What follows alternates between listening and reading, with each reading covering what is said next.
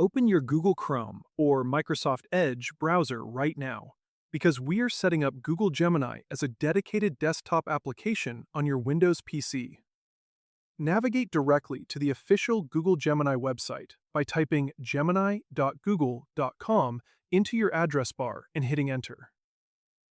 If you are not logged in yet, click the Sign In button in the top right corner and enter your Google credentials, because the app requires an active account to function.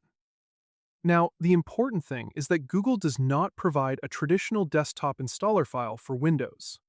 Instead, we are utilizing progressive web app technology to turn the website into a standalone desktop program. To do this, move your mouse cursor to the top right corner of your browser window and click on the three vertical dots to open the main settings menu. In my case, I am using Chrome, so I will scroll down the list until I see the option that says Cast, Save, and Share. Then hover over it to reveal the side menu and click on Install Page as App. If you are using Microsoft Edge, the process is very similar, but you will scroll down the main menu and click directly on the option that says Apps, then select Install this site as an app. A small confirmation prompt will drop down from the top of your screen, asking if you want to install the app. Click the blue Install button inside that prompt.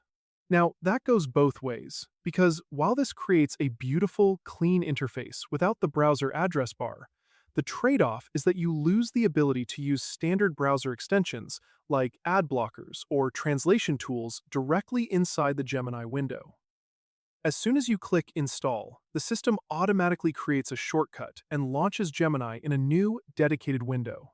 To make this easy to access later, look at your Windows taskbar at the bottom of your screen.